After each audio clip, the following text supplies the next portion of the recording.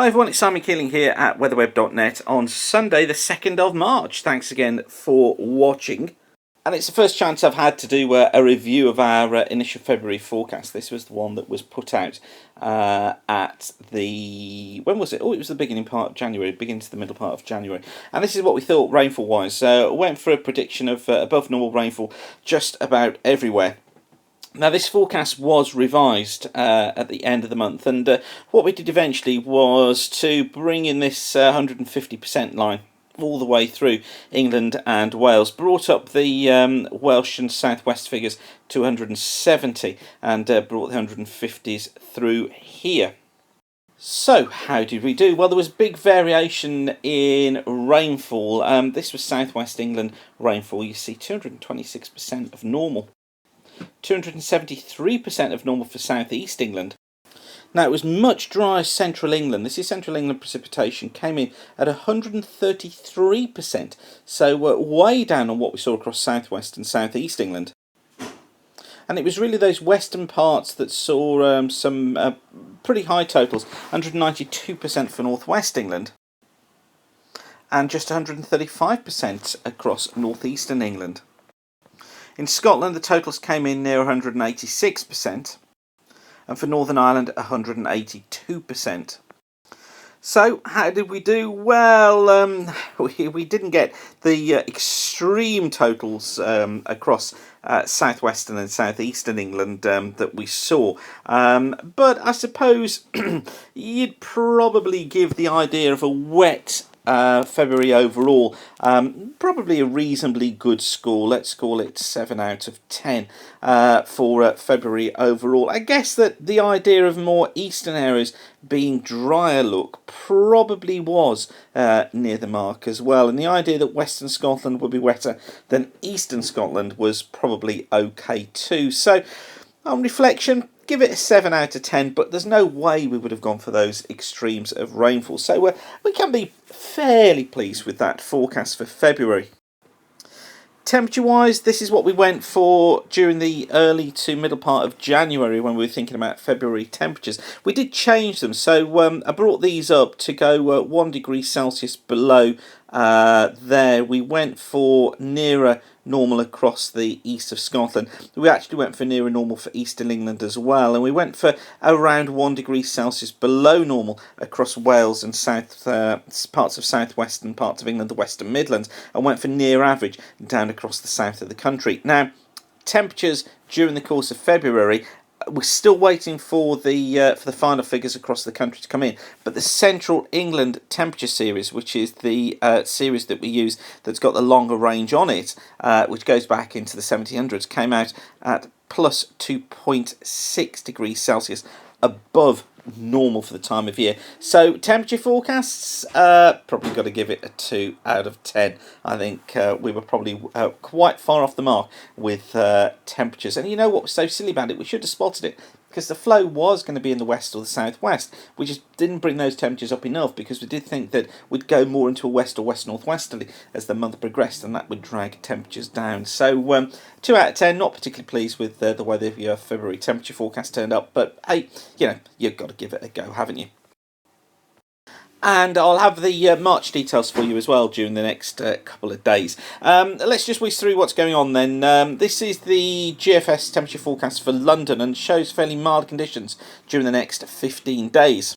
So we're staying with the milder weather into the beginning of March. Rainfall for the next week looking like this. Still a fair amount across northwestern Scotland, northwest England, across parts of northwest Wales and Ireland. Most of this coming about during Wednesday and Thursday of this... Thursday and Friday of this week. Totals could be 60 millimetres plus across western slopes of Scotland. Less towards the east, typical 20 to 30 millimetres, and most of that across England and Wales, probably in the next couple of days in the form of heavy showers. But the overall tendency is still for the ridge of high pressure to build in. Quick whiz through the charts looks like this. This is today's chart. Got this front moving into Ireland, going to bring some rain eastwards during the course of this evening and overnight. That clears eastwards on Monday, but leaves us with two areas of low pressure look. So I think a day of sunshine and pretty heavy showers on Monday. Perhaps some more persistent spells of rain across England and Wales. Fairly thundery there as well, and some rain across Scotland in that sort of area too. Elsewhere, showers. Some places may well escape the showers completely. Northern England, southern parts of Scotland and parts of Ireland. But if you do get caught by a heavy shower, it could be fairly torrential. Tuesday sees low pressure over the top of us again, so a mix of sunshine and heavy showers. And the low gradually clears away until Wednesday, bringing more of a northerly flow for East Anglia in the southeast. A few showers here, but this ridge of high pressure building into the west is what we keep an eye on, because that's going to bring much drier conditions after a frost on Wednesday morning. And then the highs with us through England and Wales through the course of Thursday. As I said, though, still got this front that lies through Scotland and Ireland. This has got a southwest flow going through it, so that's why those western slopes could be pretty wet on Thursday. But for most of England and also Wales, we should be dry with sunny spells. Friday sees the front through northern England, Wales and southwest England, I think weakening by then, just bringing some light outbreaks of rain. A few showers turning to drizzle across western Scotland. Dry and fair though for southeastern and southern parts of England, and probably dry across much of eastern Scotland and Ireland too, as that high continues to build. So the long range is looking like this from the CFS then. This is week 1, and again she's showing us the trough through the UK look. So still under low the normal heights, which is why we're still seeing some outbreaks of rain during the course of this week. Week 2 though, from the 8th of March to the 14th of March. So this is going up to, where are we? This goes up to a week on Friday.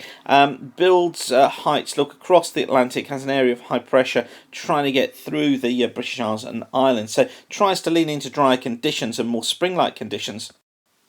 Week 3 from the 15th to the 21st again shows the high out to the east and to the west, but being split by low the normal heights north, low the normal heights to the south. And I think what this does is bring in more of an east to northeasterly flow, particularly East Anglia in the southeast, perhaps producing some outbreaks of rain or some showers here, but and also some showers across Scotland. But some dry weather for many parts of the country as well during the course of that week. And then by week 4, the CFS trying to put low pressure back over the top of us and bring more unsettled conditions once again.